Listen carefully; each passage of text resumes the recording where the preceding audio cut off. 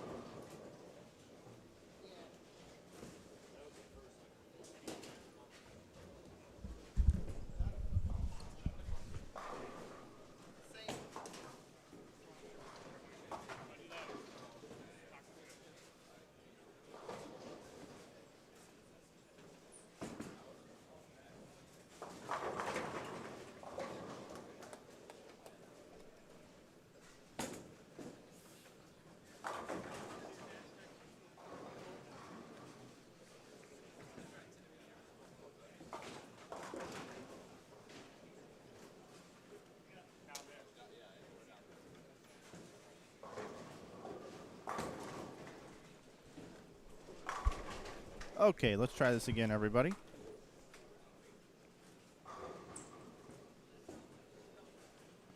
Can you tilt the camera so we can see the scores? Yeah, I was building my picture-in-picture scoreboards.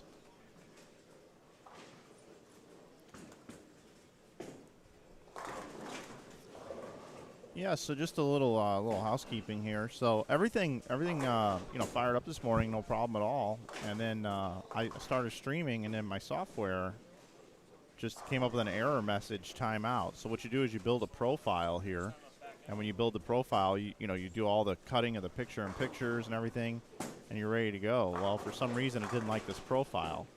So I made 2 tweaks to it, saved as, did a different thing, restarted the machine, and it just wasn't having it. So I had to just create everything from scratch again, which I had done, yesterday, of course. But so we need to do a quick little check here. So those of you that are watching, all 136 of you this morning, good morning to you. Could you let me know if everything's coming through okay now? If you can, if there's no stream issues and you can hear me okay, that would be great. Would help me out a great deal. We're watching Austin Bolds, Casey Murphy, Ryan Stubblefield, Eric Sachs, Tom Hess, Eddie Bird, Dan Higgins, and Chad Roberts to get started here on lanes 27 through 30.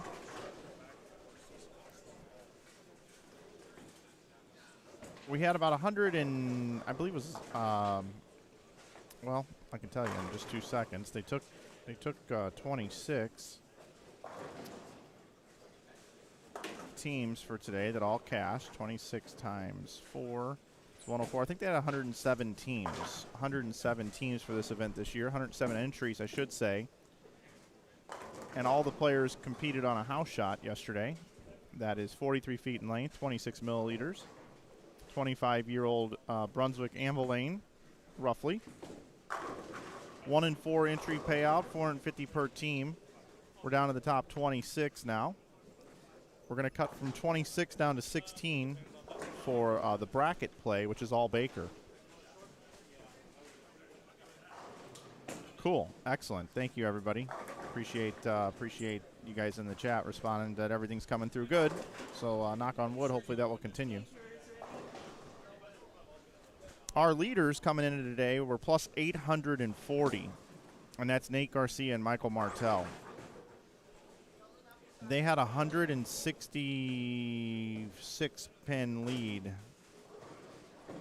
over Ryan Barnes and Spencer Robars, who qualified second at plus 674. Third was Tim Barron and A.J. Rice at plus 626. Fourth was Rick Justice and Sam Swinford at plus 615. Fifth was Sean Lavery and A.J. Chapman at plus 583. Sixth was Jen Meske and Lauren Pate at plus 570, along with tied with Cam Crow and Jarrell Morris. Eighth at plus 567 is Cody Aldrich and Tony Resnick. Ninth is Packy Hanrahan and Anthony Lavery at 564. In 10th at 546 is Alan Smith and Brandon Leeskamp. 11th at plus 544 is Zach Birkenbein and Derek Lewis. 12th at plus 539 is Tim Kern and Chris Taylor. 13th, Simonson Doyle. 14th, Kirkendall Wilson. 15th, Murphy Bold. 16th, Stubblefield Sachs. 17th, Hessen Bird. 18th, Higgins and Roberts. Or excuse me, they're tied actually for 17th, those two teams. And then down the line here. So these right here where we're starting, this is the bubble. The teams on the left are in, the teams on the right are out. Currently right now trying to get in the top 16.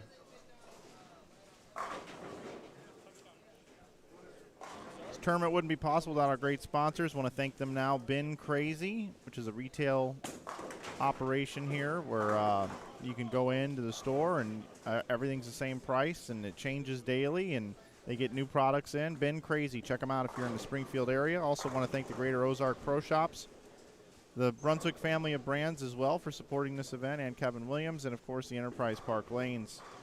And if you'd like to support this stream and what we do here, you can go over to InsideBowling.com and you can pick up merch. You can save 15% with that coupon code on the left side of your screen, YouTube.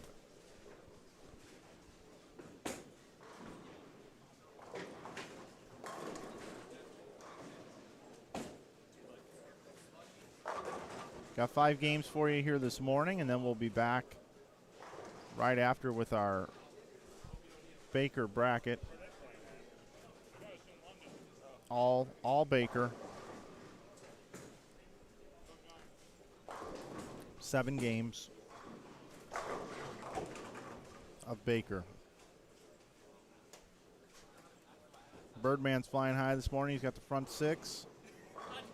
Hess is looking good out there this morning. Dan Higgins, Chad Roberts need to string a few strikes here if they're going to be able to keep pace. Of course, Stubblefield is also perfect. Eric Sachs can bowl 290. That'd be 590 for that team. Casey Murphy has not missed. And Austin Bolds can still bowl 246. So very, very high scoring here early this morning on the house shot. On the couple of pairs here that we have up for you.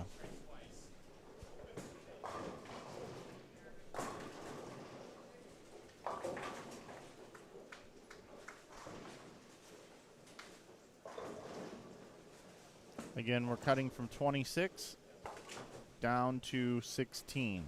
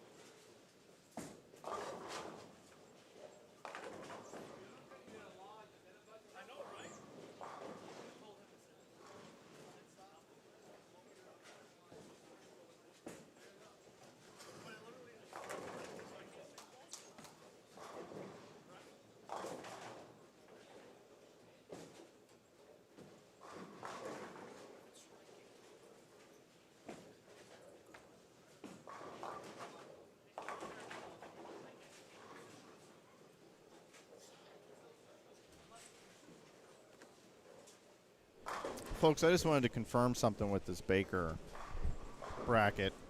I'm still not sure if I 100% understand it, so let's talk through it together. So the top 16 make it into the bracket, right? And I was told that 1 through 4 get 2 byes, and 5 through 8 get 1 bye, and that 9 through 16 are all going to bowl with no byes. So that would mean that 9 and 16 are going to bowl each other. I believe that's how it should work. And then 10 and 15, 11 and 14, 12 and 13, right? So out of those 4 matchups, 4 will advance, and then they will come in to bowl the 5 through 8. Yep. And then once those 4 advance, then the 1 through 4s will come in. Okay, I get it. And I was also told that it is not best of 7; it is best of 5 in this tournament this year. So it's the best of 5 Baker matches, best of 5. So there you go. There's a little update on the format. I had yet to ask about that, and I was just talking to Kevin about it. So that is the case. And what also is the case is Casey Murphy can still bowl 300.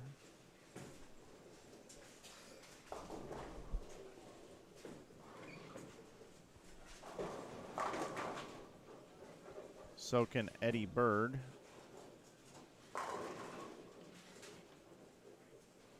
And so can Ryan Stubblefield. I can have 3 300 games in game number 1.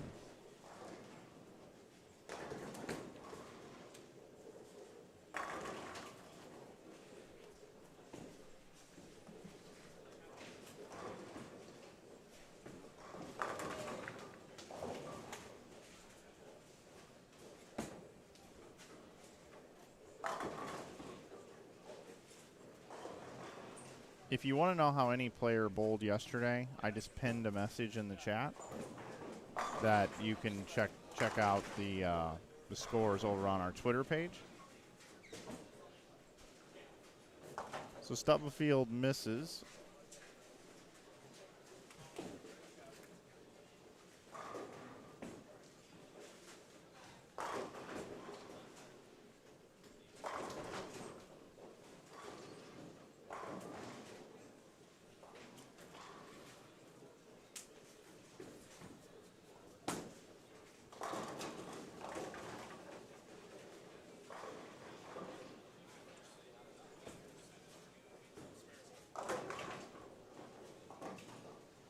Does convert the spare.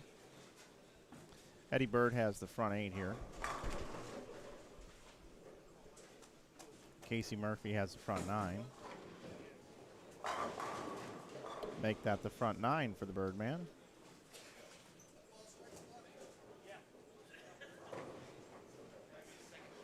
I'm loving the eagle on the back of Dan Higgins' jersey here.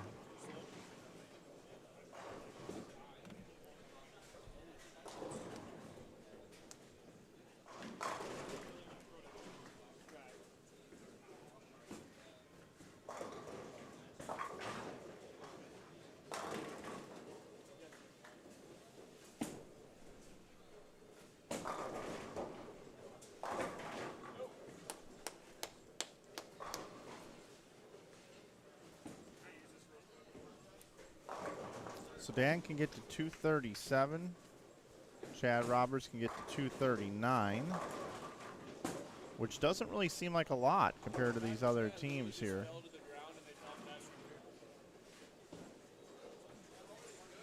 Stubblefield up in the 10th.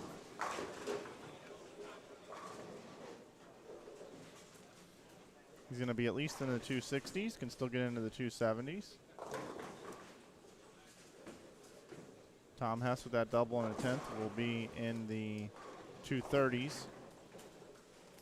So Bird and Hess can bowl 536.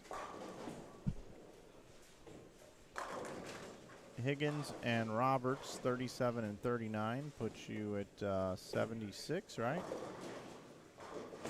No, that 4-9 will not get you there.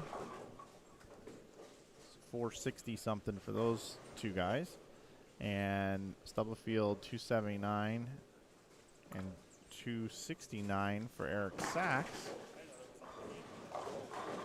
It's 80 and 70, right? 80 and 70 would be 550 minus 2.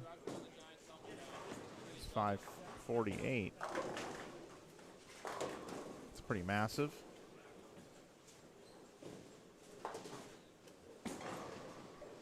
Bolds can bowl 226, and Casey can fill it up with 3 bills. So you could have 536, 526.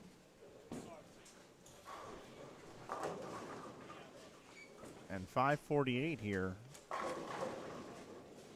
Higgins and Roberts at 460, just going to get trounced in the standings here.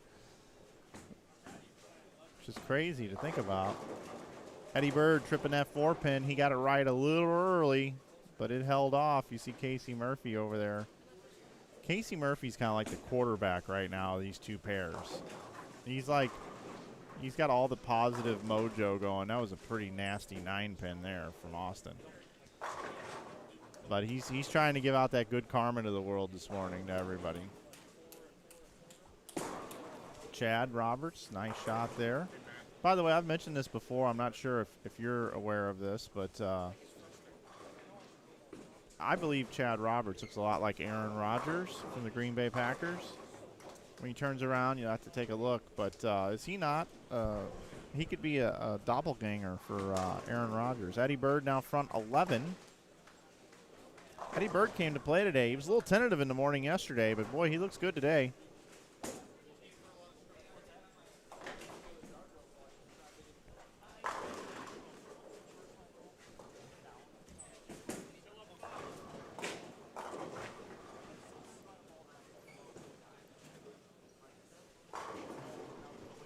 Here's Casey Murphy now up in the 10th frame.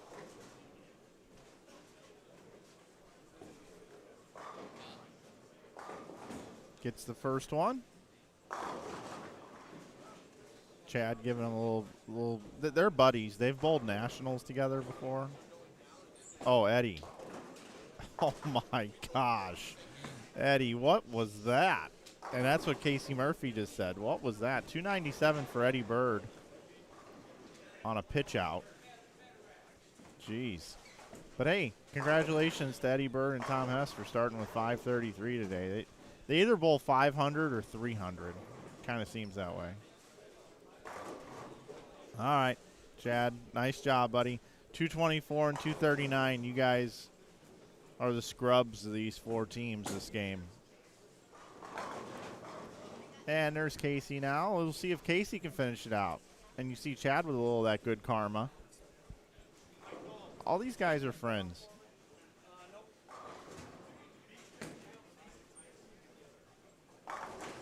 All right, chat, tell me, you think Casey Murphy's going to bowl 300? You think he will? Or you think he's... I'm going to set the over-under at 299 and a half. 299 and a half. What do you got? What do you think?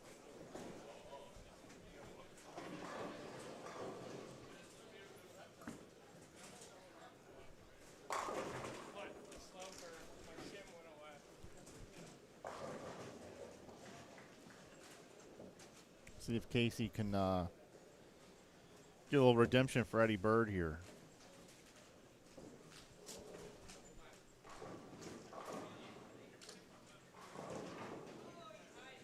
Jeez.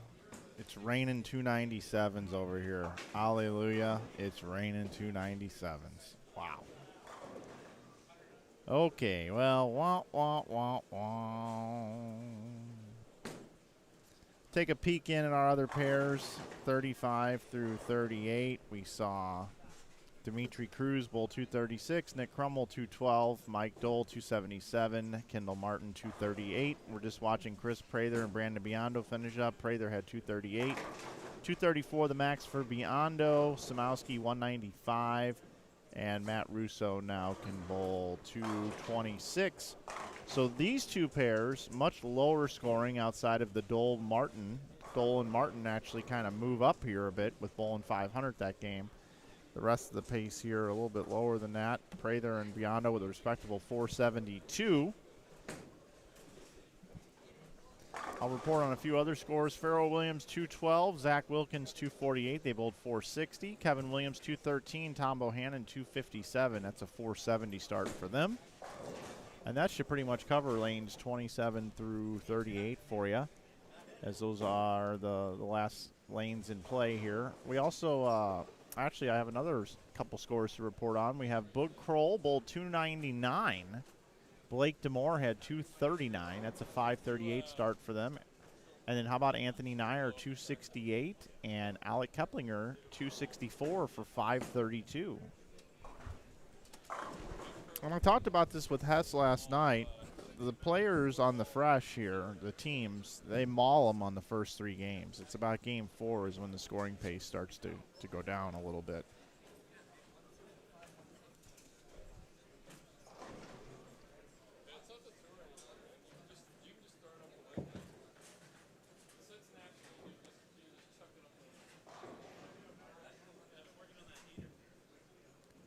Good morning, everyone. Thanks for hanging in there with me today.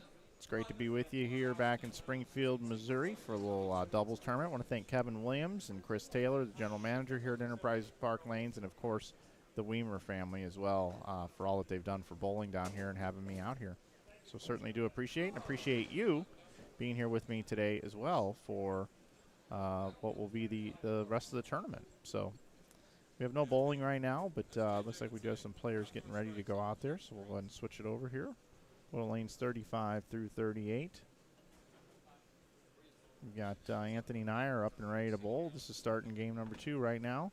Alec Keplinger. Anthony Nyer just bowled a nice 260 start. Very nice. Robert Lynch letting me know that that's Boog Kroll's second 299 of the tournament. I'm not used to bowling first, guys, so if I'm sitting over here putting up my phone, I'm waiting for Eddie to bowl. I always bowl first, and they switched our order, and I told them, don't touch it. He's finally going to show me where the friction is for one tournament. I can strike this time.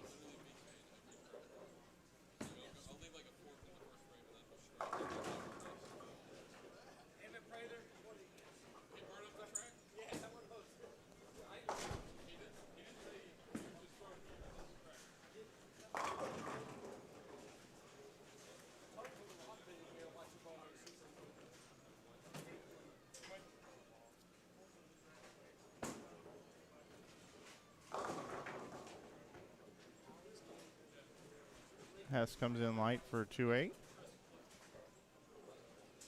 That's typically what happens if you miss left with the puddle of oil in the middle of the lane. That's kind of what happens. Bug Kroll coming off 299. He's going to clear this deadwood, though, first.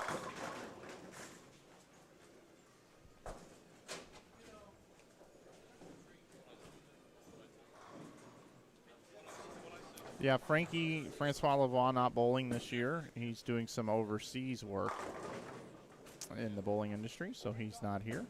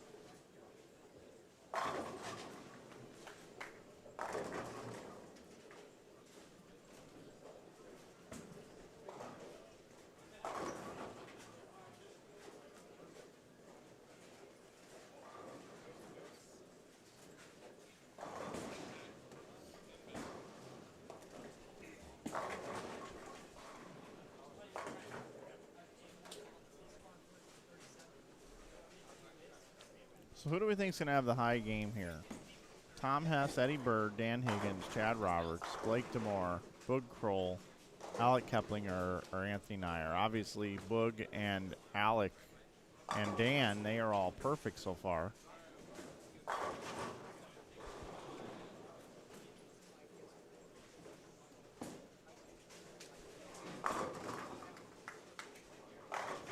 I think I'm going to take the lone lefty, Anthony Nyer. That's who I think's going to have the high game here.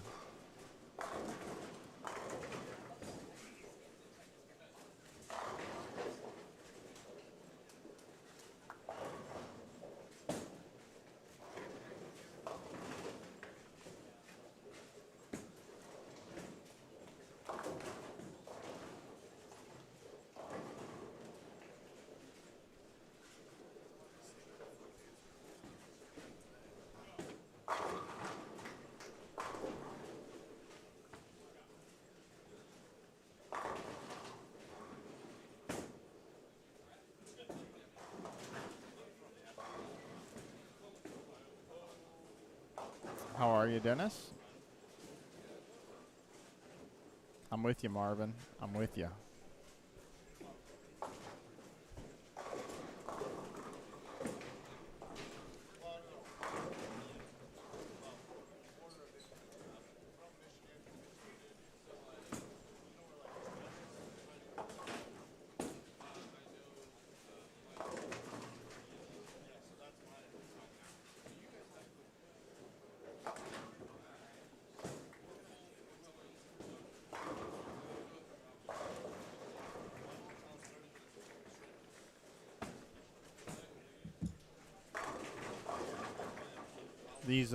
These Baker matches later today, we're gonna have some high scoring Baker games. We're probably gonna see some 300s later. Wouldn't surprise me at all.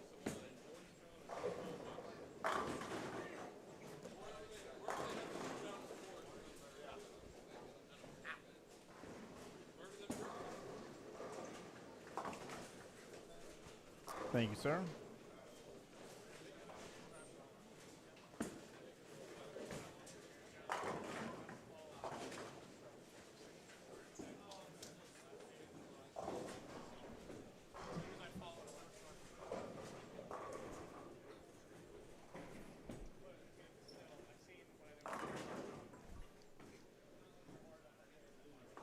Let me just move this over here for you. There you go. Now you're in business. Ladies and gentlemen, boys and girls, real treat here. Mr. Steve Weimer, hello, sir. Maybe I'm being oversold there a little. No, it's great to have you in here. I was just handed scores from game number 1. I'll run through those really quick, and then we'll talk a little bit about what's going on here. Garcia and Martel bowled 501 the first game. So they're 1,341 over. Barnes and Robars bowled 505. They picked up 4 pins on them. They're plus 1179. Third is Justice and Swinford. They bowled 512. They're at 1127. Barron and Rice had 494. They're fourth. I'm going to go in order here. Lavery and Chapman had 524. They're in fifth. Simonson and Doyle had 559 to start. They're in sixth. Stubblefield and Sachs, we saw it here, 548. They're in seventh. Eighth is Hanrahan and Lavery. They bowled 490. Ninth, Hess and Bird bowled 533. Murphy and Bolds in 10th. They bowled 512. And these 500 numbers, folks, that means they're averaging 250 or better as a team. Birkenbein and Lewis, 11th. They bowled 497. 12th was Kroll and DeMore. They bowled 538. Kirkendall and Wilson bowled 494 and 13th. Aldrich and Resnick bowled 453. They're in 14th now. Nyer and Keplinger had that big 532. They're in 15th. Crow and Morris, 16th. They bowled 447. Right now, it's 1,017 to make it into the top 16. Kern and Taylor only 2 pins back. 10 pins back is Meskey and Pate. 11 pins back is Smith and Leeskamp, and it goes on down the list. High scores. A lot of numbers, yeah. Oh, my gosh. Yeah, it's not a real demanding condition. The nice thing with something like that is it's easy to make a big move for the teams that are further down the list. It's hard to catch if the guys on top keep striking, but if somebody misses a frame or two, you make up a lot of pins. Yeah, that's true. How are you? How you doing? Good to see you. Don Helferstay in the house. So, Steve, 3 years now this event's been going on. You pretty happy to have this one? Yeah, they're fun to have. It's neat to have all these top players here. We've got 6 or 7 local guys that are out there, and they compete pretty well with them. So it's always fun to watch our locals come out and play and hold up Springfield here. Everybody knows of this place, obviously, for the Greater Ozark tournament. How's that event going for you? Still strong? Yeah, of course, the pandemic year 2020, we were down to 400 teams. We were closed 10 weeks of the season, so it was hard to get back. People the next year, I think, were still a little leery of traveling. We were back to 1,100. This last year, we were back to 1,350 teams. And the year before the pandemic, we were at 14. So we were almost back to the same place we were. 1,350 teams. That's a lot of teams. Yeah, and you remember, this is a single entry event. Yep. So these are 7,000 unique bowlers by the time we get done. And it's a kind of a who's who of the Midwest. It is. Most of the good bowlers from the area manage to make it to the Greater Ozark Tournament every year.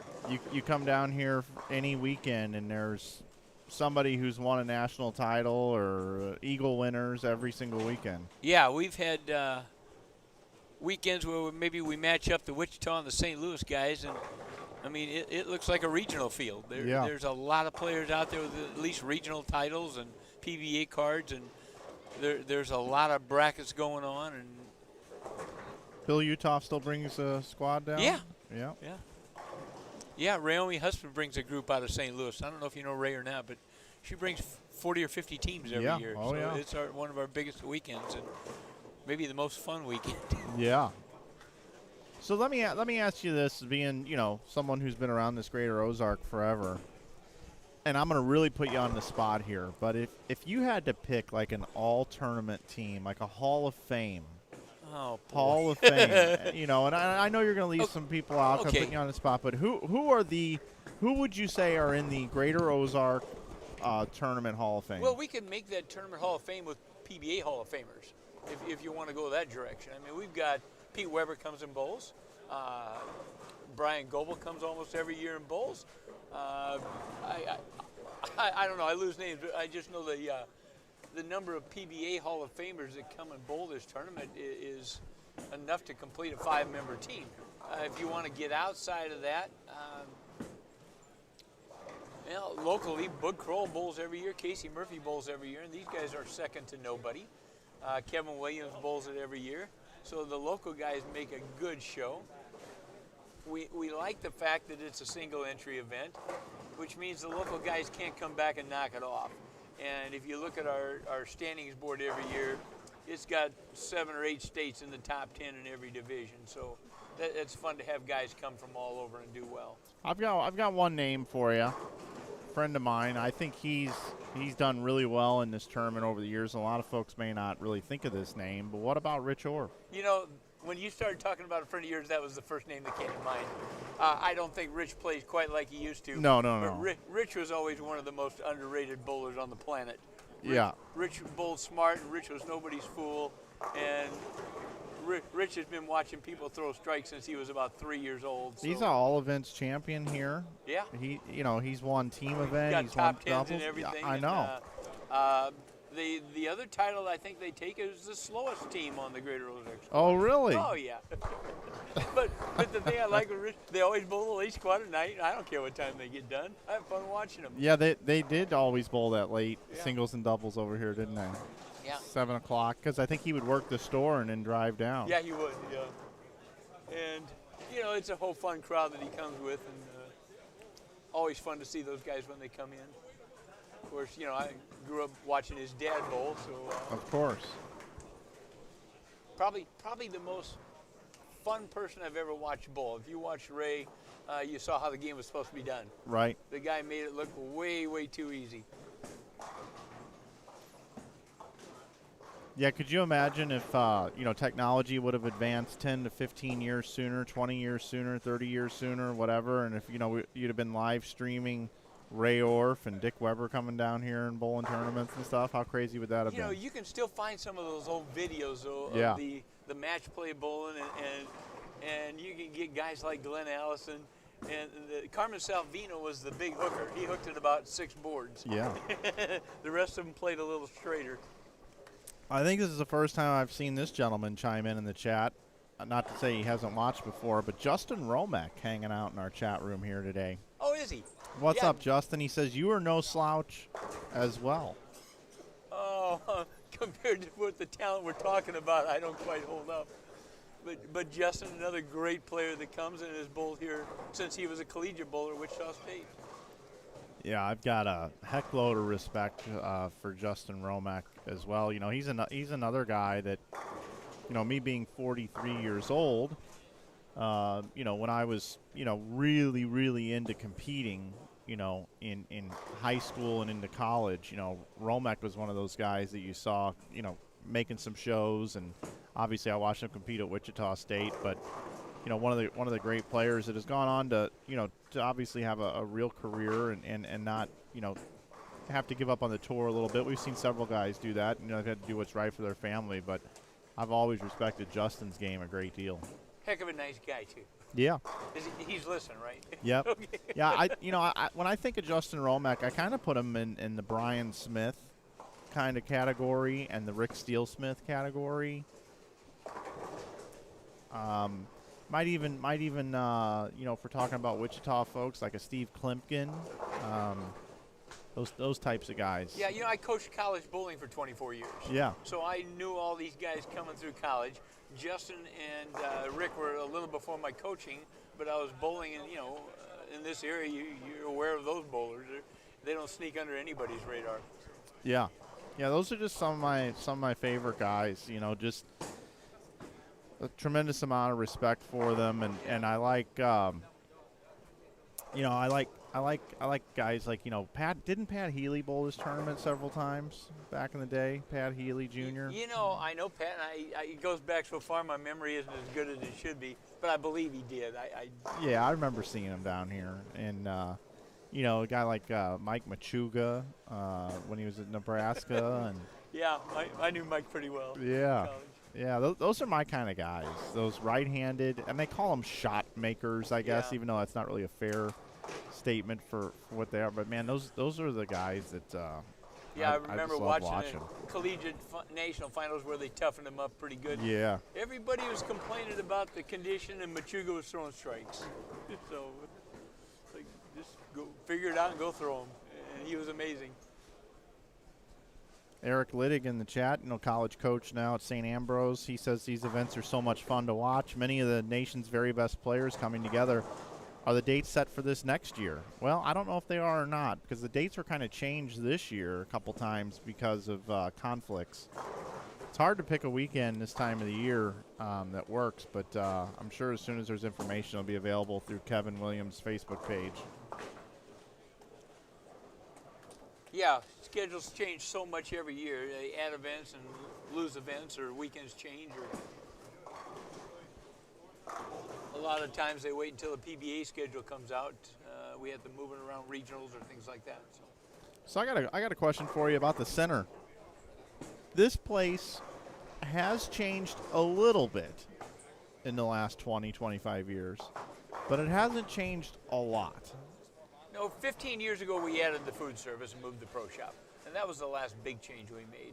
But you've still got the lights in here, you know, Yeah, we've changed those out a couple of times. They're different lights than we started with. Okay, but they still, you know, it still gives that kind of retro feel in here. You've got the mauves, you know, when would you make a major change? You know, you kind of got the older masking units in here. I mean, well, the major change we made this year that nobody sees, we put a new roof on. Oh, did you really? Yeah, but it's Yeah, kind of well, hard to see that inside the building. That's a lot of money. But that was a lot of money, but it makes a big difference in the fact that I don't have to empty buckets anymore. And so that was nice. We've done the carpets and things like that this year. So we've spent money on things that aren't as visible, trying to make sure the center maintains the integrity to keep the weather out. Because I don't think I'd ever change it here. As long as you've still got tournaments here in your leagues and you got birthday parties and stuff, you know, on the weekends when you need to and stuff. Like, I don't know. There's too many centers being remodeled these days where they don't even look the same. And I love walking in here. I feel like I'm at home. Well, we kind of have a league base and a tournament base, and if we didn't have that, and we're saying, well, what are we going to do to drive new business? The thing might be to say, okay, how do we get a 14-year-old kid to come out and get started? Right. And that's important. We need these kids coming into the game. Yeah. And if we strictly try to appeal to the high-end bowler, at some point we're going to say, well, we missed out on something. So we try to do both, but we built this with a bigger, wider concourse because we knew we wanted to have events that were going to take space. And so we tried to do that, and we tried to keep that up.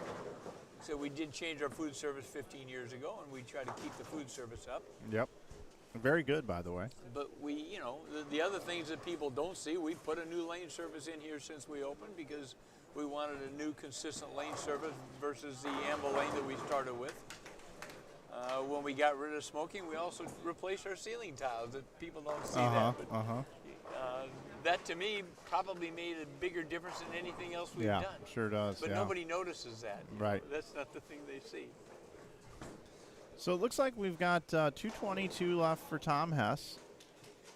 Eddie Bird can still bowl 290. Bird is off to a very hot start after bowling 297. Dan Higgins can still get to 226. Looks like Chad Roberts can bowl 237. They're kind of doing more of the same. Boog Kroll just missed that 10 pin in the 10th frame. Alex is throwing for 300 down there right now. Yep, he's got the front 11. Yep. So he's going to start 260 and then 300. There we go. So 537 for he and Nyer.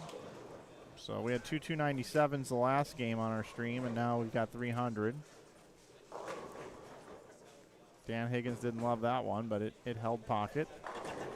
A little light mixer. We just got scores everywhere here. You guys have done a nice job with this pattern. Yeah, I guess it depends on your perspective. But Yeah, maybe next year we'll put something a little more challenging. Oh, really? Yeah.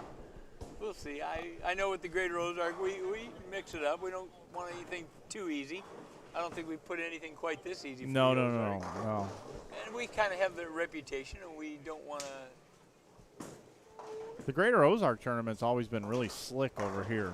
I've always thought the lanes were really slick. Well, that's because we don't hook the ball as much. Right.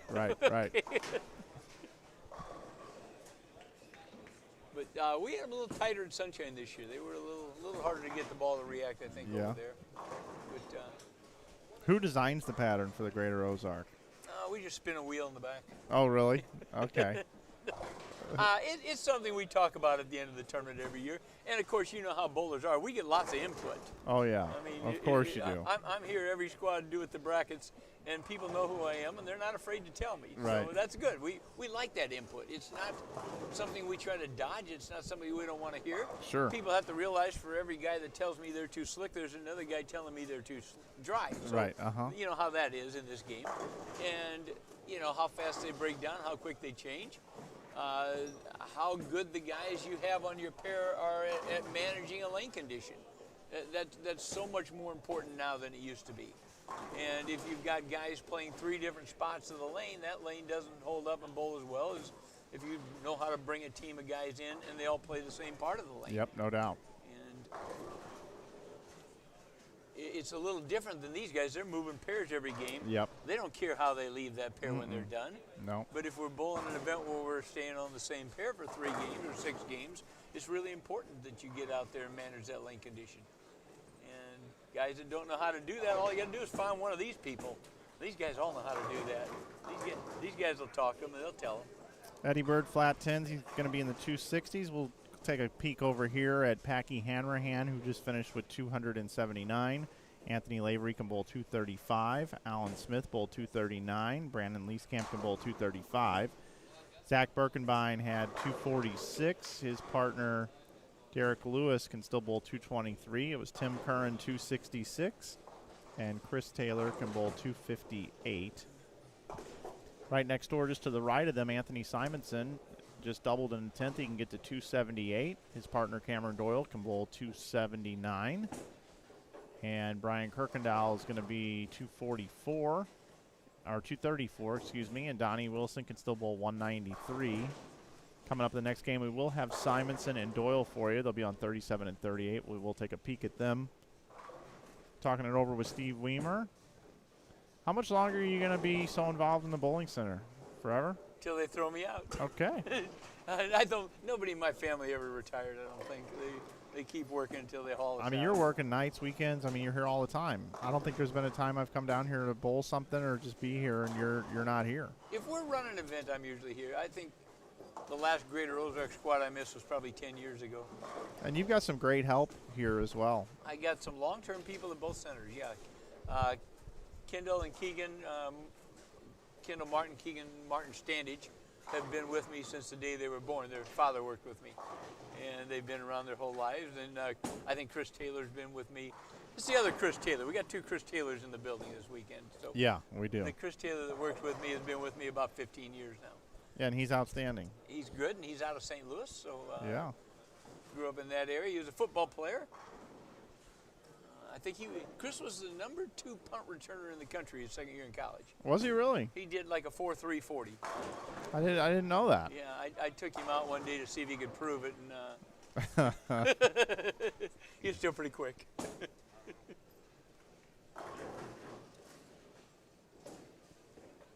It looks like we're gonna have some movement over here first. We're gonna cover. I'll bounce around a little bit more this time. I know there's some folks that were requesting 27 through 30 as well, so I'll definitely be able to accommodate that for you. Yeah, you look at, we're talking about the Greater Ozark teams, and Tom Hess right in front of us, Eddie Bird, those guys always come. Yep. And, you got to have a pretty solid bunch if they don't make your all-star team. But Yeah, that's true. And Barnes probably's got to make Chris it, Barnes right? has been coming since he was in college. Yeah, it's tough group. You guys didn't send me over the lane pattern, but I was putting up a graphic, and my old graphics package just said house shot across the top. That's the best way to explain it. House shot is what they're bowling on, 43 feet in length, 26 milliliters of oil. How old are the lanes here? About 25 years? No, these are 12. 12. Okay. We opened in 1991, and 12 years ago we replaced. Okay. So, Okay. 12 years. Yeah. Okay. Kevin Williams, we were talking about it. He goes, I think they're like 20, 25 years old. I'm like, they look pretty. No. They look, I don't know. We had the original Ameline, and of course, that was a laminate, and they Yeah, it started was. to delaminate. Plus, you had the high friction characteristics of that surface, and as they got older, you could screen them and take care of that. But as it got worse, and you started to get through the laminate, it just really got where it's hard to maintain a lane condition on that.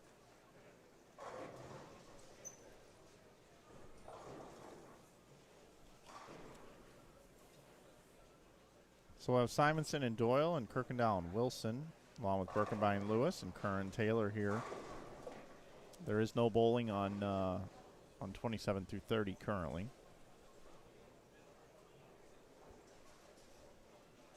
You still bowl?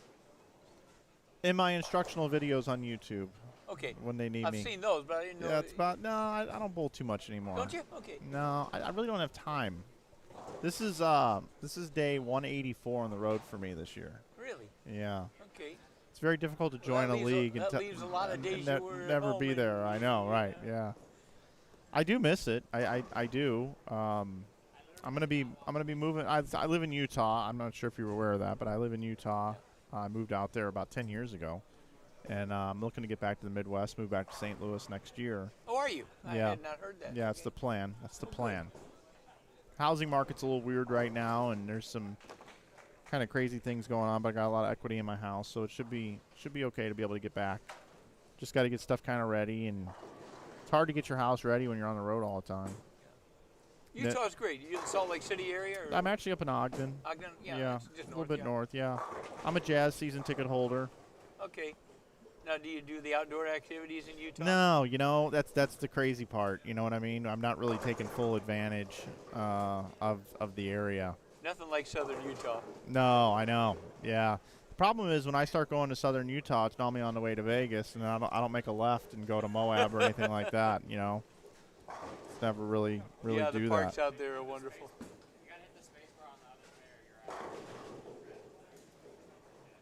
Yeah, it's I guess the one thing that most people don't realize about Utah for me is the fact that everybody's so nice. Not to say that Midwest people aren't nice, but everybody there, I mean, it's ridiculously nice. Like, you know, I can't tell you how many times I've gone to the grocery store, and I'll go out to my car with the cart, and as I'm putting away the groceries, somebody on their way in will say, "Oh, I'll take your cart in." Really? Oh yeah. Yeah. Like that's like normal. You know what I mean? You go through drive-throughs and it's like please and thank you, and you get through them pretty quickly, and you don't have to deal with, you know, getting help out there is not as hard as it is, you know. It's just a Good. whole different way of life. That's great. I know, you know, the Salt Lake City area particularly, you have the Mormon influence, Yeah. but you also got a large Catholic population out there. Oh yeah. Yeah. And it's hard for me to find Catholics I don't like. So. Well, I went to Vianney High School in St. Louis, which was a Catholic high school, and I went to Catholic grade school. So there you go. I guess you like me.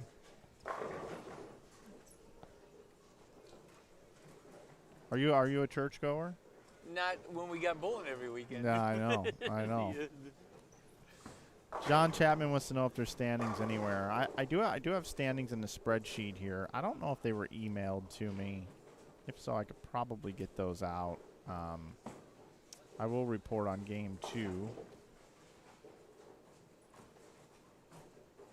Shout out to my man Tony Oliva this morning doing a little shopping in our website. Thanks, Tony, for the support. Who? Tony Oliva? Not the baseball player. No. Nobody remembers him anymore. I grew up in Minneapolis. I remember Okay. Tony Oliva. You know, we had a few baseball players in Minneapolis that were bowlers. Oh, really? Yeah, they used to go to a team. They took a team of twins to the national tournament every year. And you know, they're great athletes. So if they decide they're going to play a game, they'll do well. Yeah, absolutely. John, I can tell you right now, your man, Lavery and Chapman right now, they're at 11:07 over, and 16th is 1,017. So they are 90 ahead of where they need to be to make the top 16. That's but of a pretty course, tight bunching. Oh, it is. Yeah, absolutely.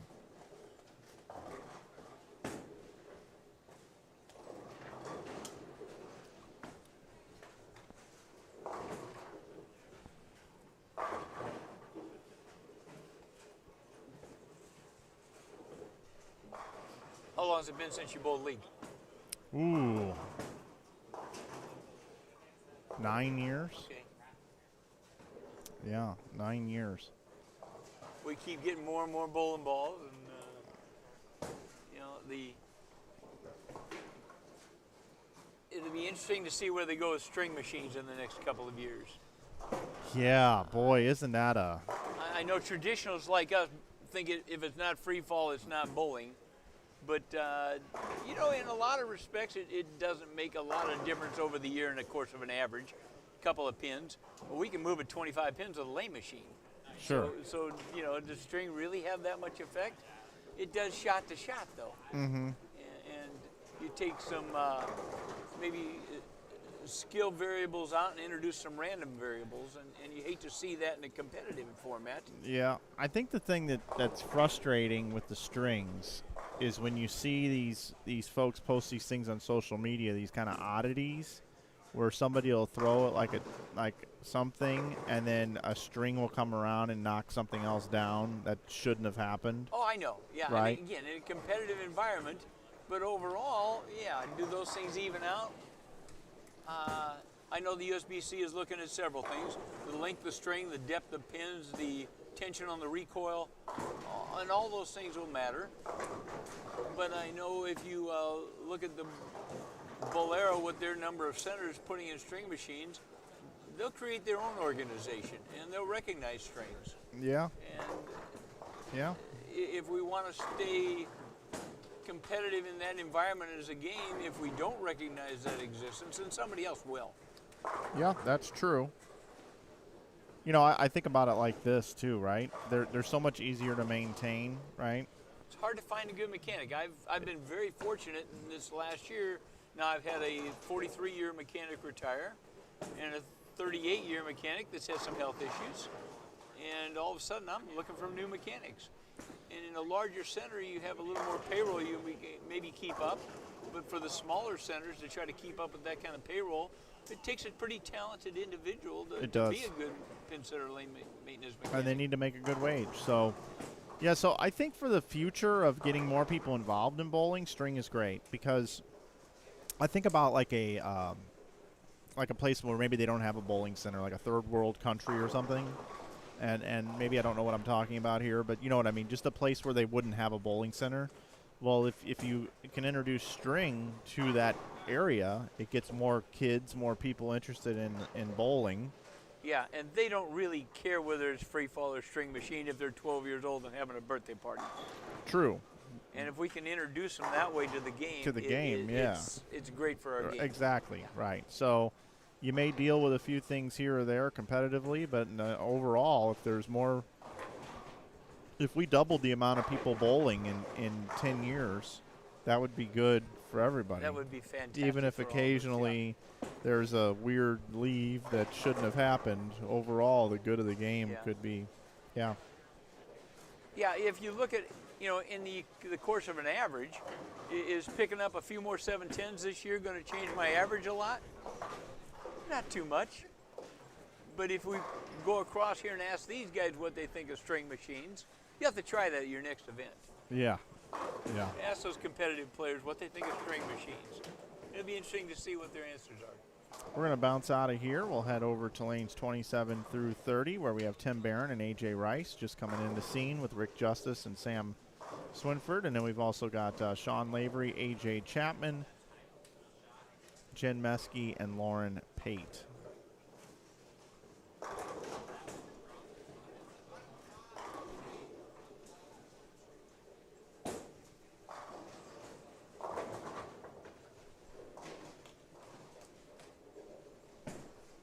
I didn't know you had an upstairs to this building.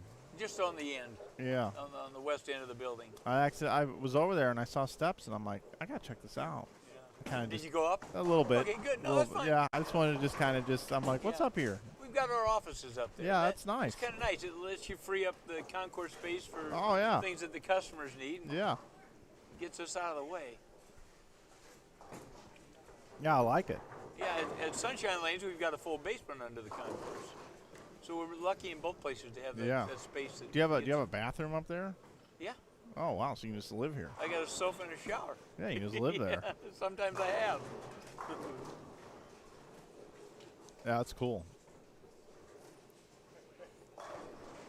My wife went up to St. Louis yesterday and celebrated Bill and Nello's 80th birthday. Oh, wow. So if you've been around this game a while. So you're talking about the Airport Bowl? I'm talking about Dago. Yeah, I used to sand lanes with Vern Santons years ago. Yeah. And Billy turned 80, and they had a birthday party for him yesterday. Yeah, and he did own an Airport Bowl, right? At one time, yeah. Yeah. And his son Brent, right? Brent and Ella? Yeah, Brent come down Bowls of Greater Ozark. I haven't seen Brent in probably 15 years. Yeah. I don't think he came this year, but I think he's coming the last couple. He was at the birthday party yesterday. I was here working, so I didn't get to go up, but I got pictures, so we know he was there. That's cool. Yeah, I actually there was a post going around recently. I think Stacy Jones may have started it, maybe Terry Jones or somebody was doing it, but they were talking about all the bowling centers in St. Louis that have closed. In the last 30 years. Unfortunate. It's such a rich history of bowling up there. Man. I think the one that bothered me the most was when the Hall of Fame went away. Yeah, with the new stadium and the money issues involved with that, I always enjoyed having it traveling with the national tournament every year. Yeah. Years ago, they used to just move and have a display, and they changed that display so you saw different stuff every year. Yeah. It was always fun to see that. Now they don't do that anymore because it's all sitting in Texas all the time. I know, and I understand why it's there, and it's nice down there too. But I do miss the Bowling Hall of Fame being downtown St. Louis. There's a great research library for people that are really into the history of the game. They've got lots and lots of reference material down there you can go in and check out. Yeah, they do. Really interesting stuff.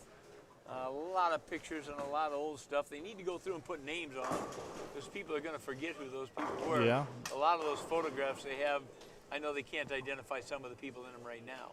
So they get that done, we'd at least be able to get back and have a historical record of who was involved in our game in the 30s and 40s and 50s and 60s. We're talking about string pins there for a little bit.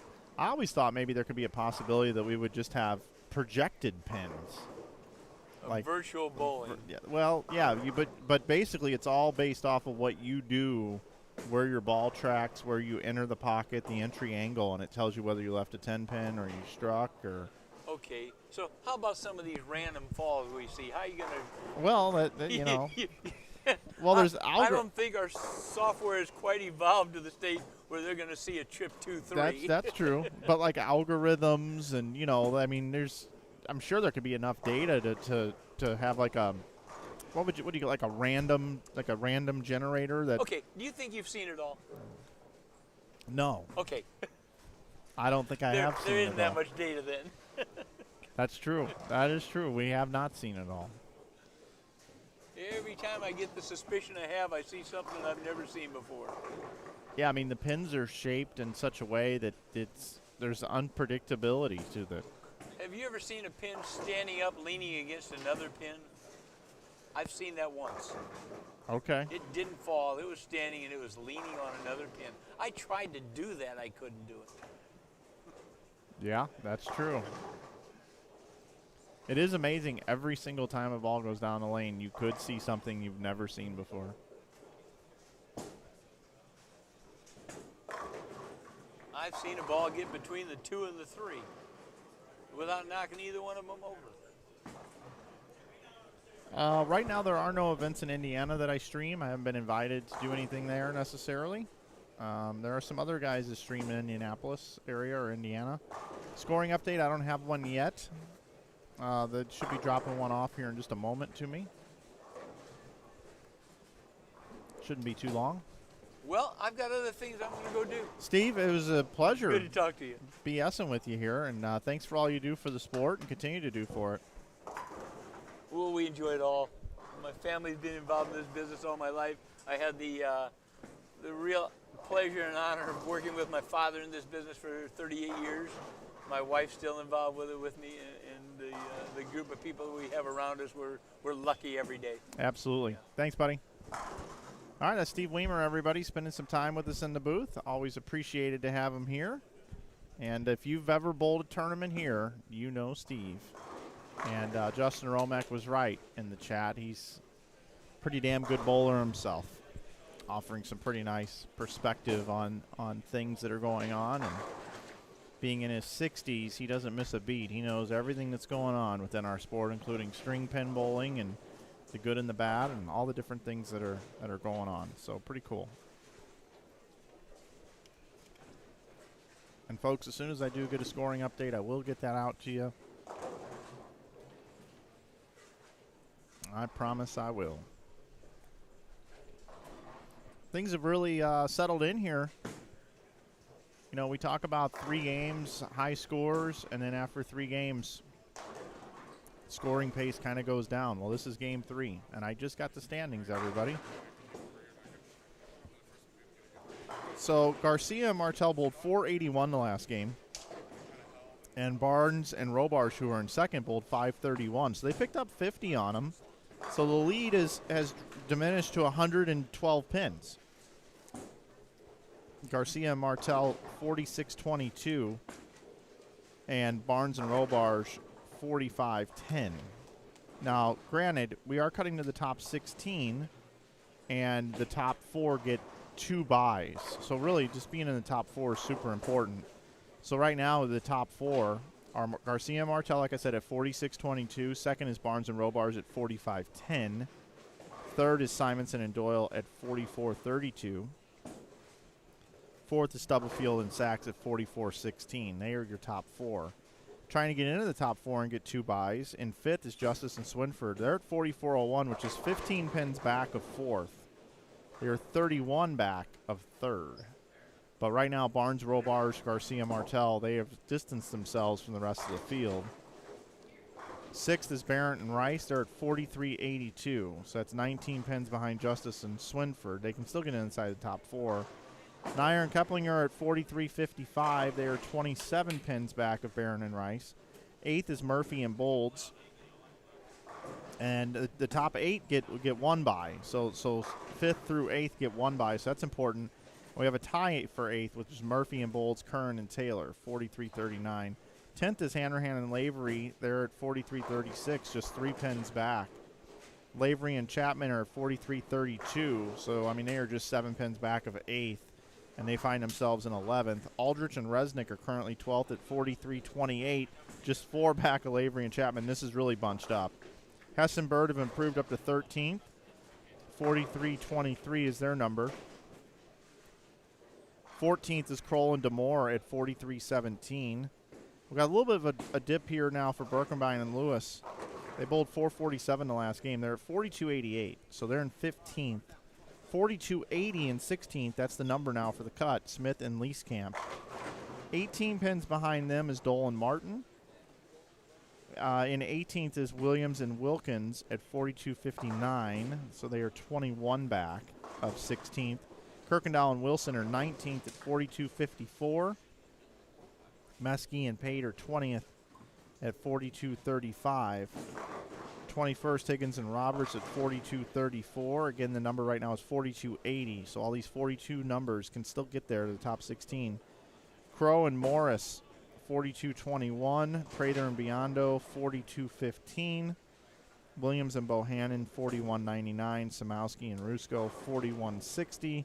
And Cruz and Crummel at 41.51.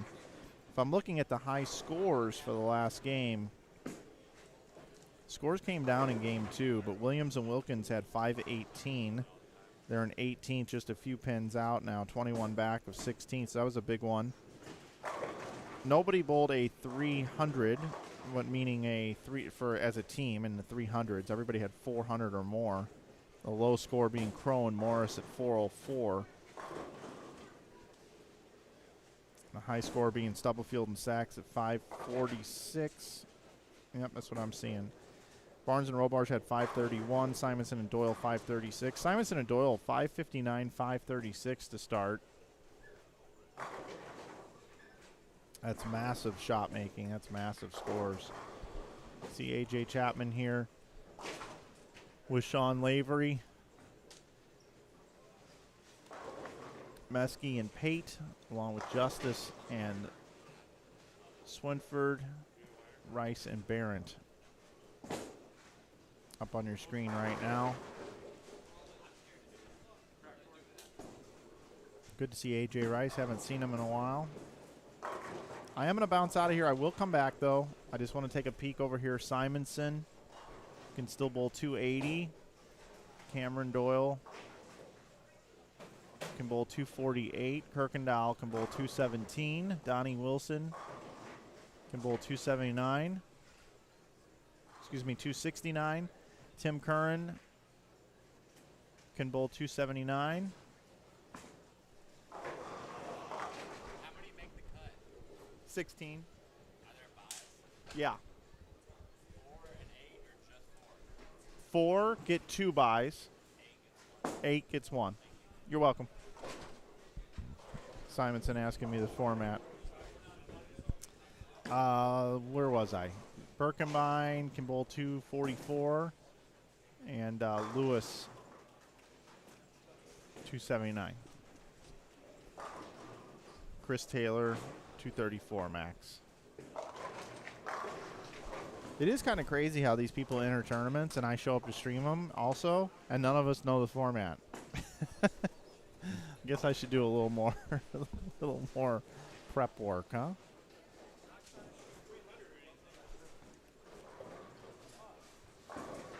So there's some scoring updates for you. Again, right now, 16th, Smith and Leeskamp are at 42.80.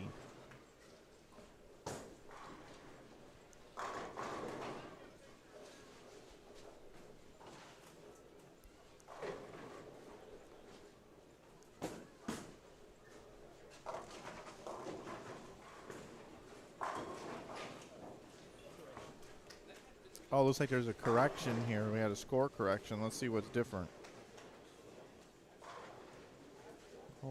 None of the standings didn't change at all.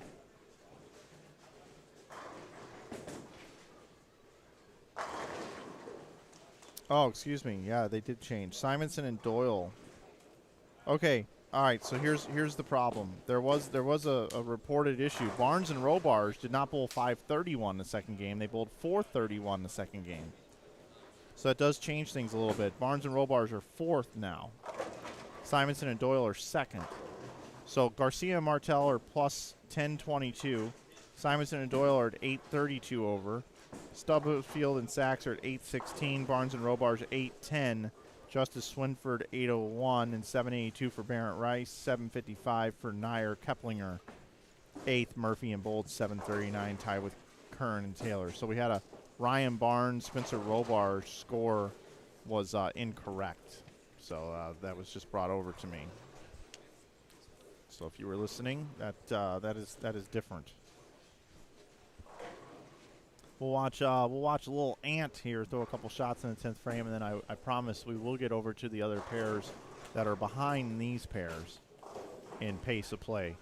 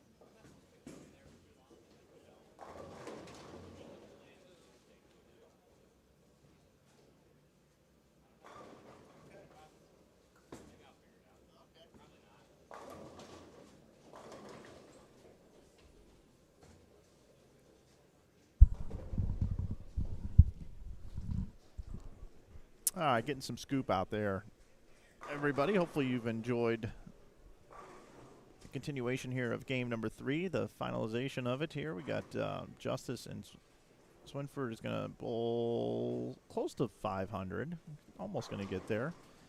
Barron had 258. A.J. Rice can bowl 247. And we had Meskey and Pate 459. Lavery and Chapman 469. Anthony Simonson started with 840 to start the day, by the way. 840 to start the day. Just chatting with him. He said he should have bowled 860 because he walked the wrong direction one shot, and just forgot what he was doing. This is a house shot. 43 feet in length, 26 milliliters of oil. As we get ready to go into game number 4 here.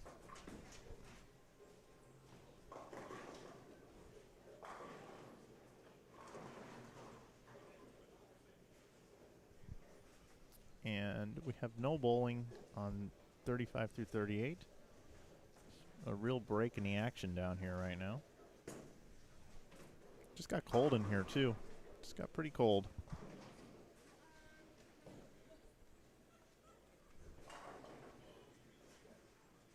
So 504 for Rice and Barron.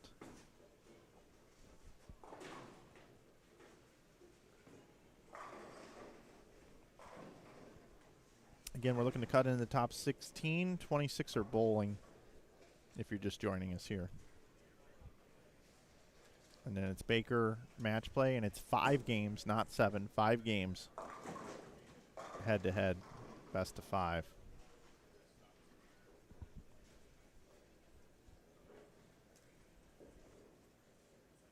We will move down here because we actually have bowling. Lavery, Chapman, Meskey, Pate to get things started here. Cam Crow, Jarrell Morris, Cody Aldrich, Tony Resnick.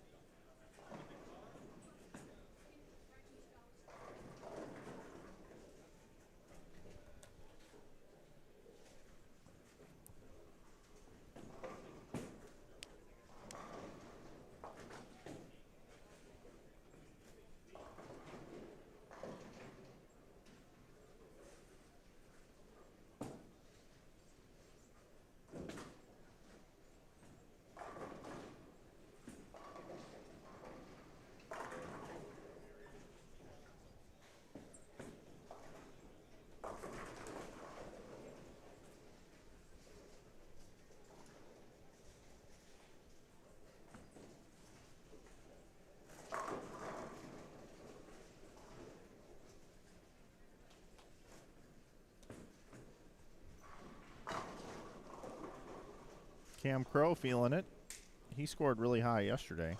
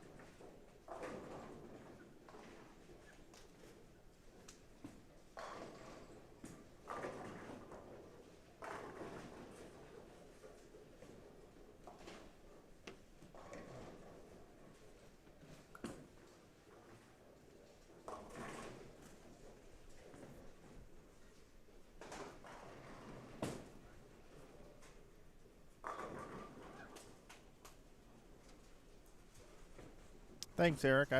Jarrell is sophomore at St. Ambrose. It's a couple St. Ambrose guys bowling together.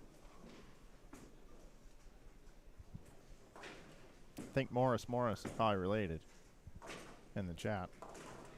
Am I going to be at the Ebonite Midwestern Doubles Championship in Champaign, Illinois? I am not, if that's who you were referring to as me. I will not be there. First time hearing of that one.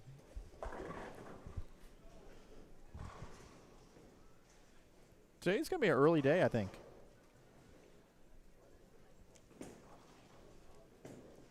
Got about another 50 minutes of bowling. It'll be about 11:30. I anticipate the next round will start around 11:45. Bowl 5 Baker games. Maybe an hour. Maybe. Put us around 12:45. Maybe we start at 1 for the next round.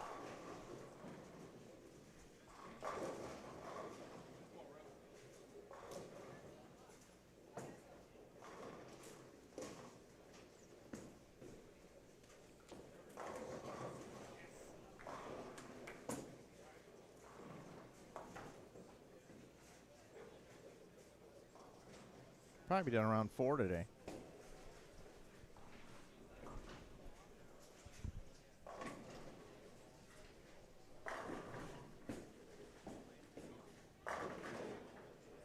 Because we got the round of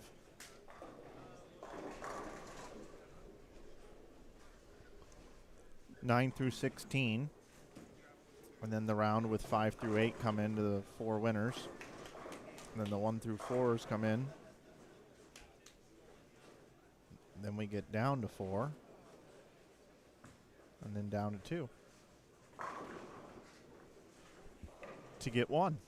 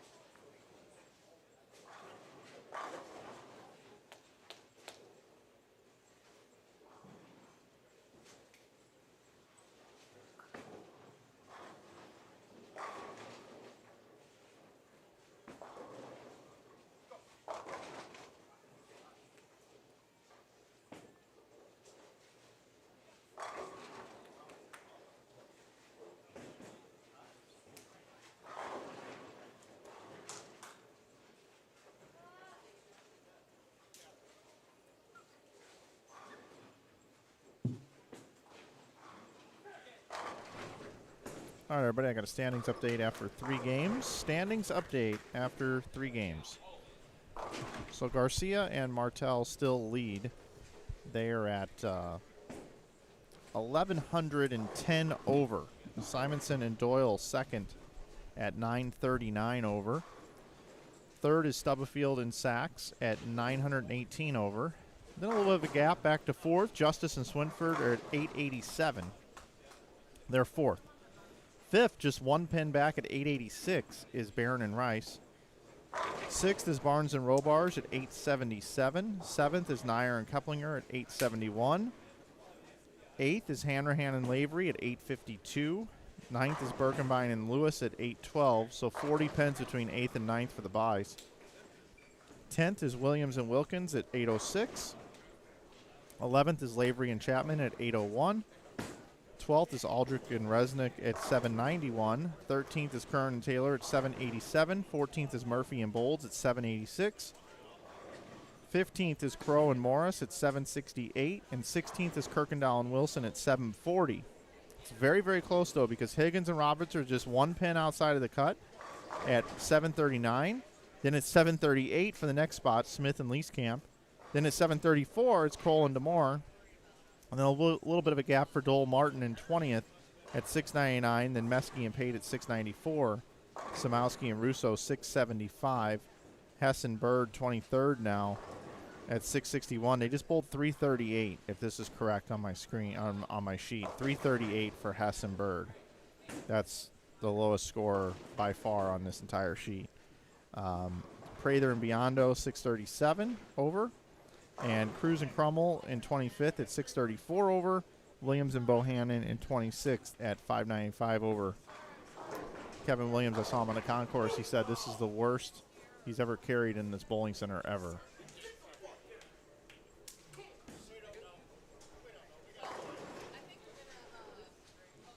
Jarrell's getting a little pumped up here.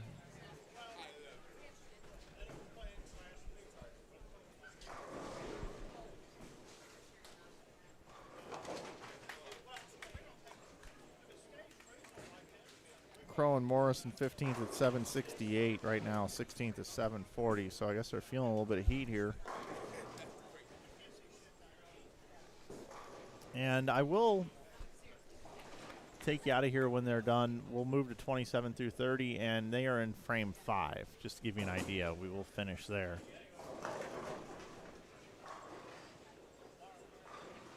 Lavery of the Sean variety. Still bowl 248. AJ Chapman can still bowl 269. Jen Meski can still bowl 259. Lauren Pate 234. Cam Crow can bowl 256. Jarrell Morris can bowl 258. Aldrich can bowl 227. And 259 for Tony Resnick.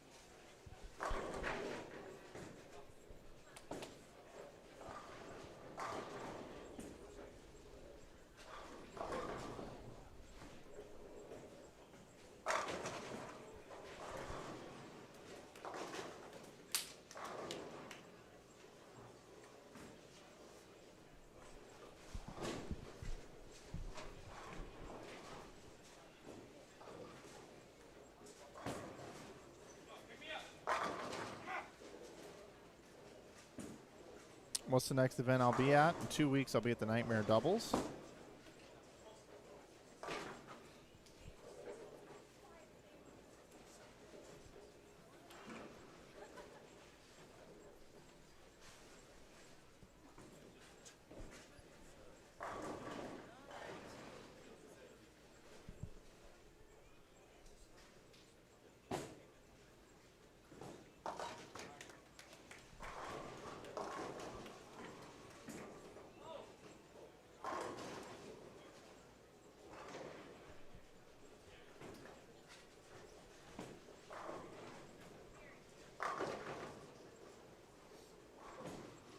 Lauren Pate with the wrap at the 10 there. Makes the sign of the cross.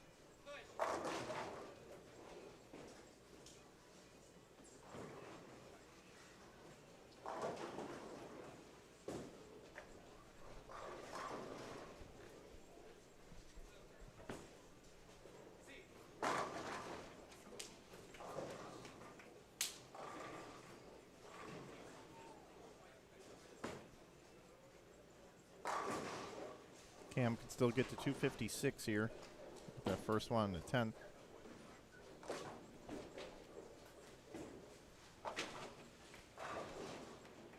This is not match play. This is the advancers round. They're just continuing to add to their plus-minus total. How are Ryan Barnes and Spencer Robars doing? They are currently 6th at plus 877. They bowled 505, 431, and 467. Somebody also was inquiring about Prather. Prather and Biondo bowled 472, 469, 422. They're plus 637. Right now, 16th is plus 740 with 2 to go.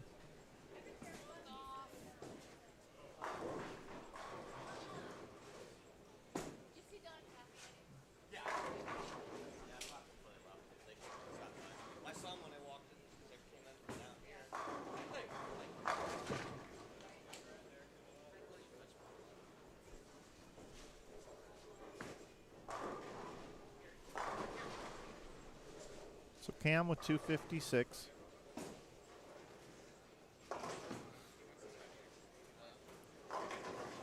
Terrell can still bowl 258. Making a lot of noise here on 37 and 38.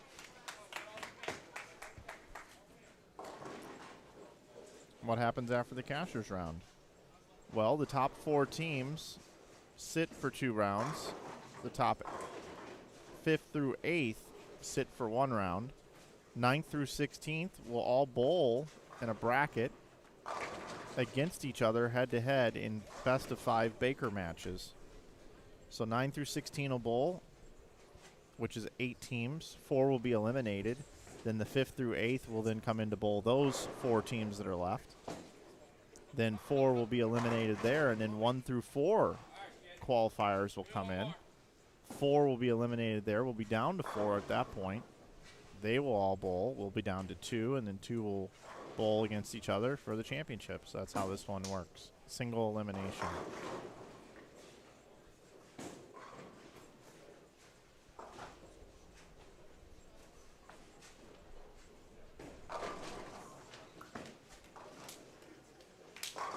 So 250, 250 here.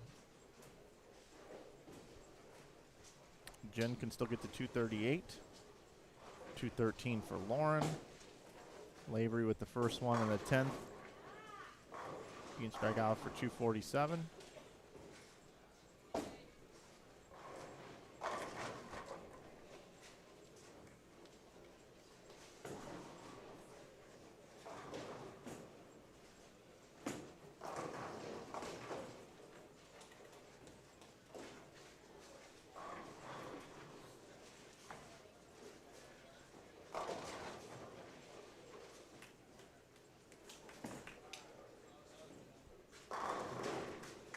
$256, $257.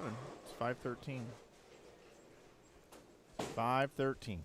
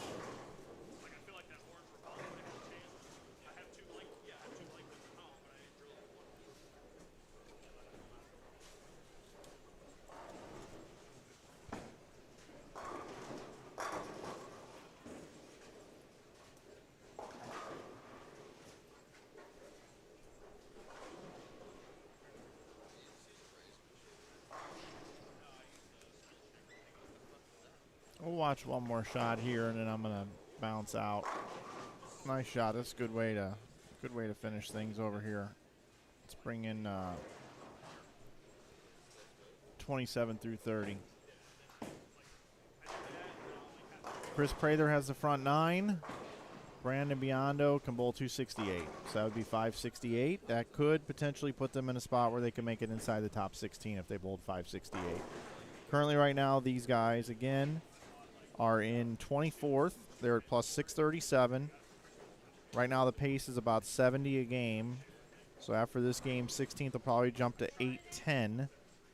They would be right around 800 if they were to go sheet. So they would be right there with a game to go. Samowski and Russo are in 22nd at plus 675. This game is not a lot. 258 and 210 would be 68. That's just kind of pacing. Big shot for Biondo there. He leaves a light shaker 8. Now Dole and Martin, 238, 245 is what they can bowl. They are in 20th at plus 699. Again, the number is 740 right now. So they're kind of just pacing. They're not hurting themselves, but they're not helping themselves. Dimitri Cruz and Nick Crummell are in 25th at plus 634. They needed a miracle these last 2 games. It doesn't look like they're going to get there. They probably won't make the cut. So there's your rundown for these 4 teams. So basically, Prather and Biondo looking to make a big move here, and Prather can dazzle all of us with a 300 game.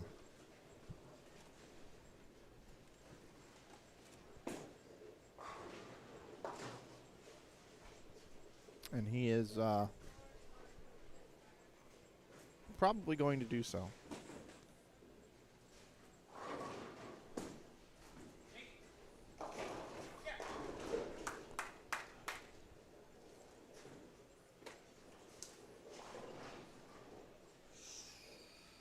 In other news, right next door on lanes 33 and 34, Tim Barron has the front 8. A.J. Rice has the front 7.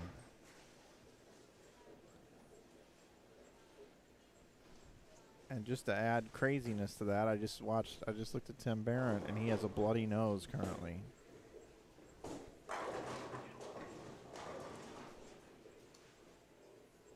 No altercation involved, just weather related, I believe. Hello.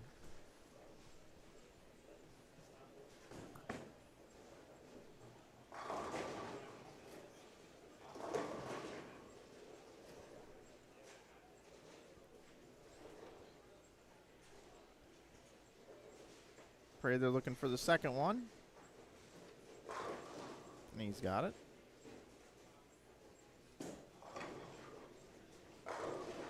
Prather should be on a beach somewhere.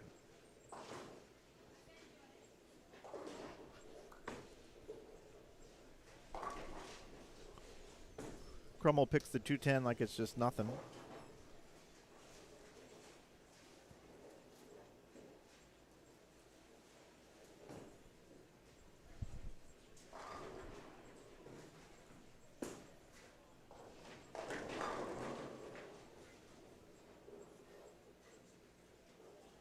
So Chris Prather on the front 11, looking for perfect game 300. Oh, 299. There you go, Chris, 299.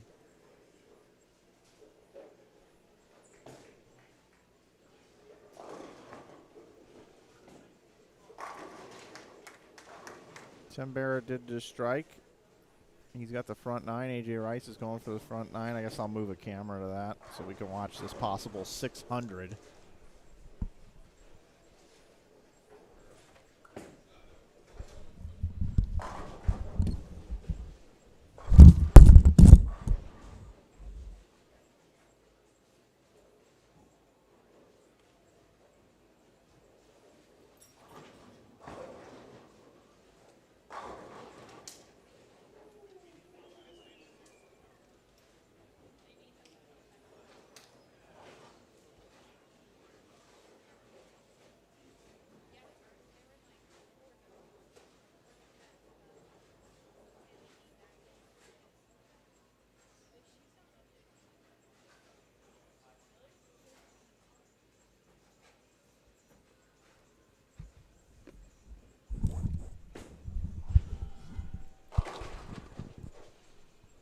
Okay, we are going to leave here. And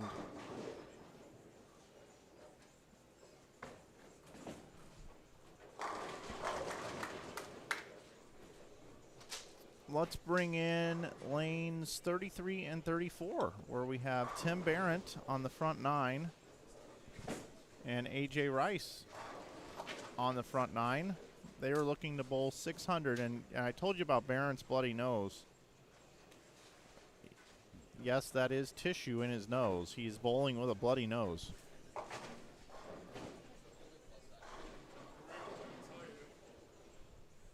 Which hasn't affected him. He's been striking with this in. He might just leave it in for the rest of the tournament.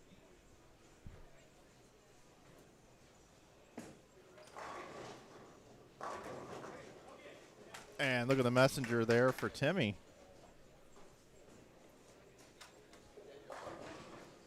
Again, these guys are looking to bowl 600 on lanes 33 and 34. Bonus coverage for you here.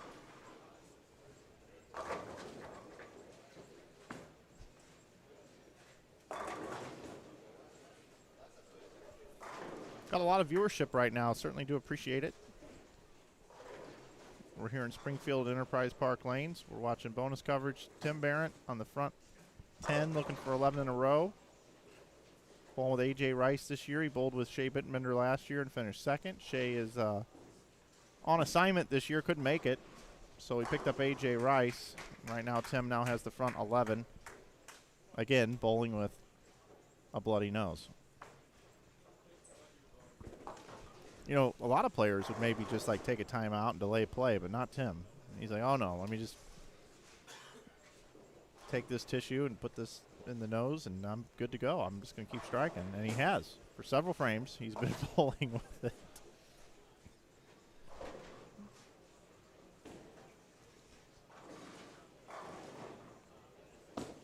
So here we have Tim Barron looking for 300, and that would be one half of the team done. As they're looking to bowl a 600. And he's got it. Okay, all right. Pressure's on A.J. Rice here. You know, A.J. is one of our favorites. Tim's laughing about the nose thing. Hey, nice game. Nice game, Tim.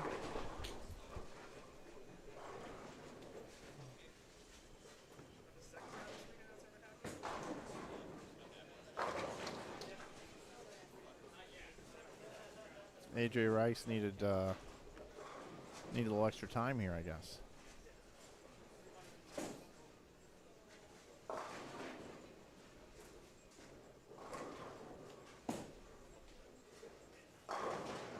There is the front 10 for A.J.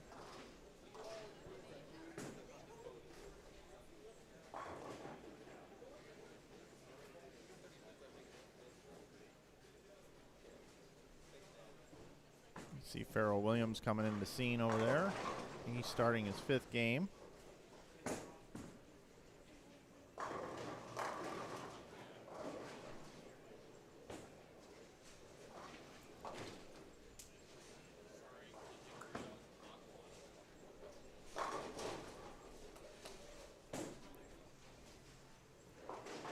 A.J. Rice, second shot in the 10th. Barron's already on the board with 300, and A.J. now looking for the front 11.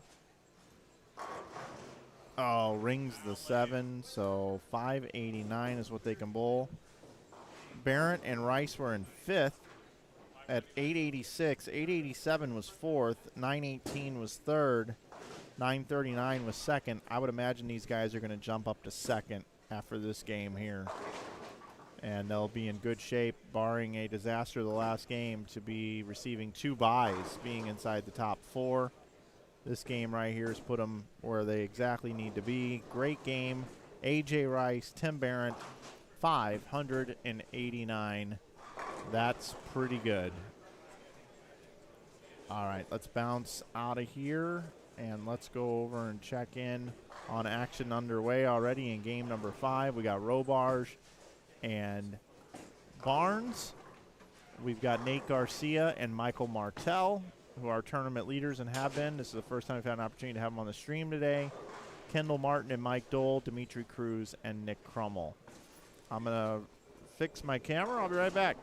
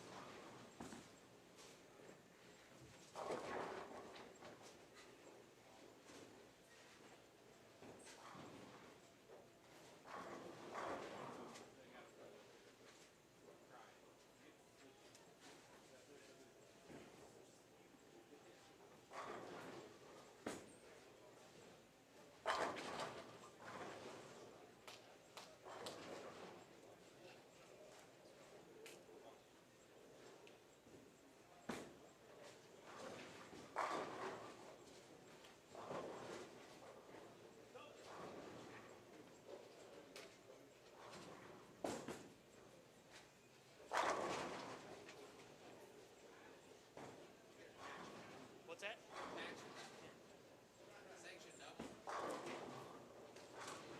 And it's the first two of the game, which is even rarer.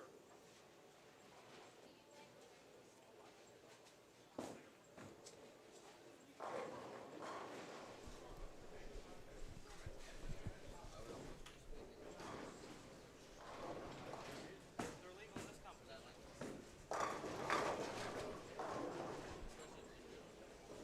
Mine's not even sanctioned. Try to throw it at one. I can try to throw 16 purple if I want.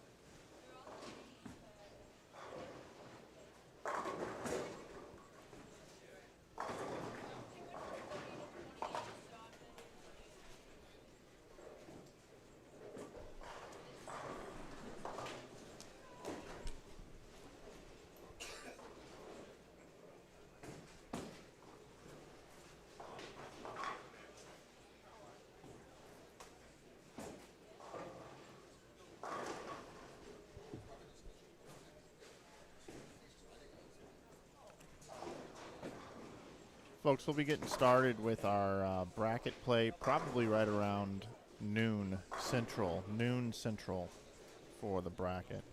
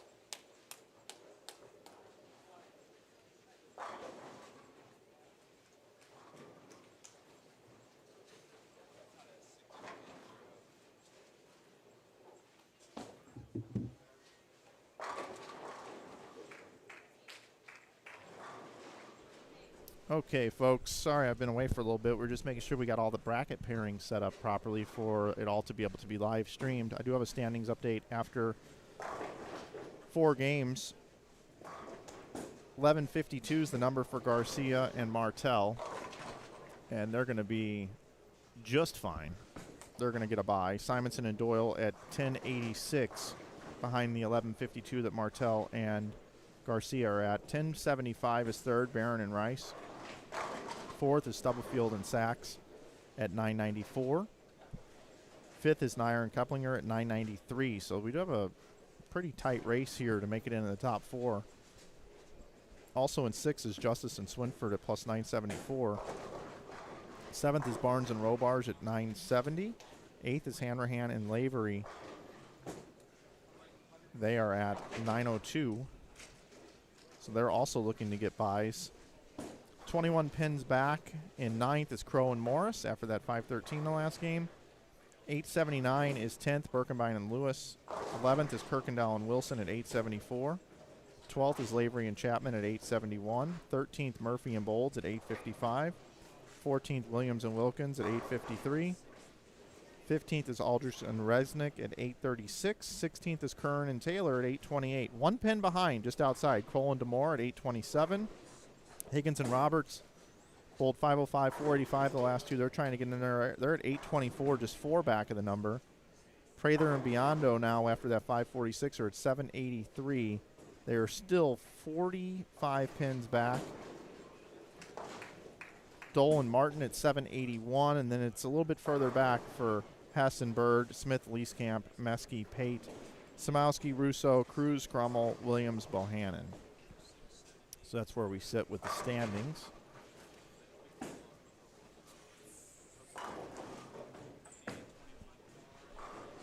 Nick Crummel picks the 10 pin. He can bowl 268.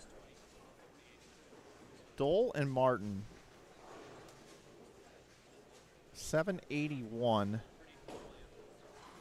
I would say 266 and 247 probably is not going to be enough, even if they bowl 500.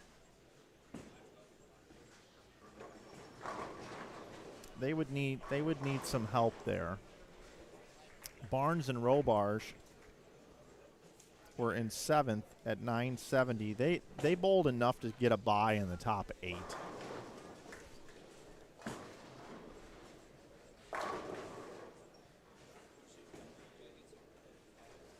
Let's just take a quick peek over here.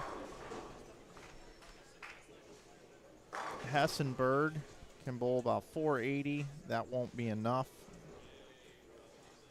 Higgins and Roberts here, 216, 257.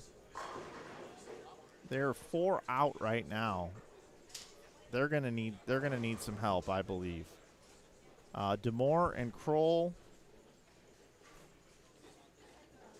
are in 17th at 827. You got 235 up for DeMore, and now Boog can shoot 269. I believe that will be enough to get them in. They should get into the top with that number. They should get into the top 16. That was a big strike there for Boog. You've got Nyer and Keplinger can still bowl 478, and they are 5th.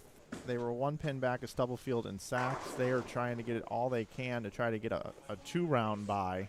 The top 4 get 2-round byes. 5th through 8th get a 1-round bye. 9th through 16th will be coming up here in just about 30 minutes right here on Inside Bowling. We say goodbye to Eddie Bird and to Tom Hess. It's been fun covering those guys here this weekend. Boog Kroll up here in the 10th frame, looking to close things out here with a big game to jump in. Beautiful.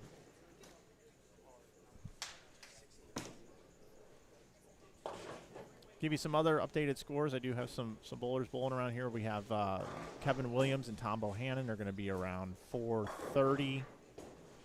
Zach Wilkins and Farrell Williams, 269, 237. That gives them 247, 516 for Williams and Wilkins. They were in 14th, so they're going to advance. They're in. Prather can bowl 194 is all. Brandon Biondo 267. They will not make it. Samowski can bowl 235. Matt Russo 279. Those guys were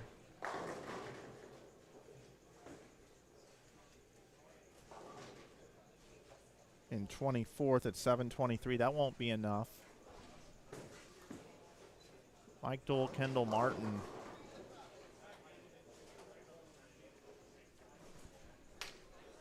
Probably where we need to focus our attention right now. Mike Dole, Kendall Martin. We're in 20th at 781. 828 was the number. 40.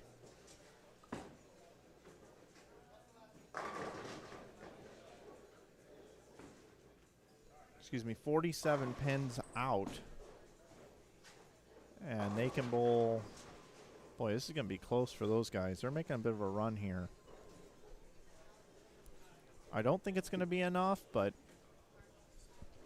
they could sneak in there. They will be bubble-ish here if they can strike out. As you guys wrap up, once the last team gets down, we'll get started about 45 minutes. Oh. We're going to re-oil. Again, 1 through 4 gets 2 buys. 5 through 8 gets 1 buys. So 9 through 16 will be bowling in the first round. We'll have the bracket up here shortly. Other than that, about 45 minutes or so, let you guys eat. Looks like we'll be back in 45 minutes. We'll be back right at about noon. Probably about 12:15. 12 or 12:15 are saying that the bracket is going to start. So I will tweet out a photo of the final standings once I get it here in the building. We'll get that to you as soon as I possibly can. So that's gonna wrap up the coverage here for this round, the advancers round. It looks like this is going to be the teams that we're going to have. Okay, then these are what I know. Garcia and Martel definitely going to get a bye. Simonson and Doyle are going to get a bye. Barron and Rice are going to get a bye. Stubblefield and Sachs, Nyer and Keplinger, one of those two teams is going to get a bye. Not sure which one. The other one will definitely make it. Justice and Swinford will make it. Barnes and Robars is going to make it. Hanrahan and Lavery will be in. Crow and Morris will be in. Birkenbein and Lewis will be in. Kirkendall and Wilson will be in. And Lavery Chapman will be in. Then it gets a little interesting. Murphy bolds. I didn't see what they bowled the last game, but they should be okay, judging off of their look and how they've been bowling today. Williams and Wilkins are at 853 and 14th. They bowled a big enough game that they will be okay. But then Aldrich, Resnick, Curran, Taylor, Kroll, DeMoore will be the teams that we will be curious on which ones will make it in and which ones will miss. We know that Higgins and Roberts probably is not going to get there with the score that they put up. Prather and Biondo will not get there. Dole and Martin made a bit of a charge. They could go around Curran and Taylor. We will see. And then the rest of the teams would not make it. So we've got about 4 teams for 2 spots, it looks like, provided Casey Murphy and Austin Bolds didn't bowl much. But 12th on up, I believe we're good with the teams that I mentioned. I want to thank you for joining me here from Springfield here at Enterprise Park Lanes for the Springfield Doubles.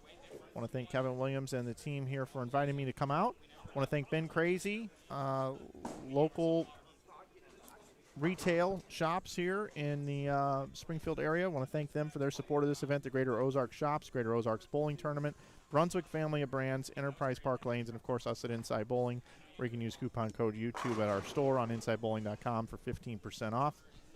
So that is going to do it for this round.